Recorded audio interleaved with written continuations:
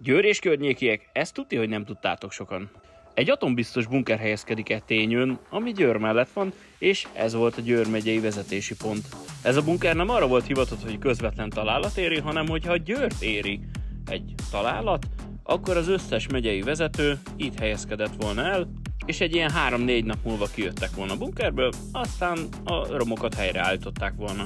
De ami igazán nagy érdekesség, hogy ez a bunker a mai napig látogatható, a berendezései 99%-ban megmaradtak, időpontot egyeztetni kell, de ez egy igazi ritkaság, hogy 2024-ben meg lehet nézni egy olyan atombiztos bunkert, amiben benne van a régi felszerelés, és a jó részük üzemképes is.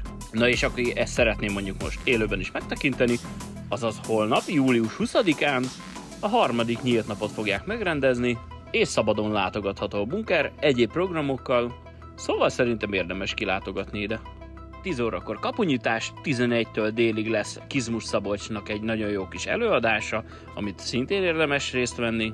Déltől 3 óráig minden órában egy bunkertúra vezetés, 3 órától 4 óráig egy szintén nagyon izgalmas előadás látható, ami a megyei vezetési pontokról fog szólni, Pajti Zsófia előadásában, és délután 4 órától este 8 óráig folyamatosan bunkertúra látogatás, meg túravezetés.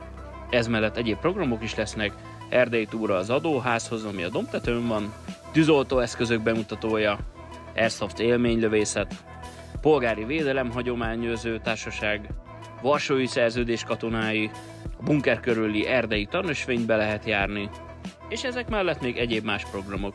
Szóval akinek felkeltettem az érdeklődését, az jöjjön el a bunkertúrára, avagy másképpen nevezett nyílt napra, én is ott leszek, 1-2 elemlámpát is hozok magammal. Igaz, a bunkerben van villany, meg ugye aggregátor is, levegőszűrő rendszer, de amit csak tudok mondani, az ottani tárlatvezetést érdemes végigvárni, meg részt venni rajta. Elmondják a történeteket, meg hogy miért is épült ez, mi volt a feladata, hogyan épült ugye meg milyenek voltak az akkori gyakorlatok erre, és ugye mi is lett volna a valós funkciója. És egyetlen biztos dolog van, aminek nagyon örülök, hogy ezekre nem volt szükség, és soha ne is legyen. Szóval akkor holnap találkozzunk Tényőn, az atombiztos bunkerben. Én ott leszek, és ti? Na sziasztok! Akkor Győr mellett Tényőn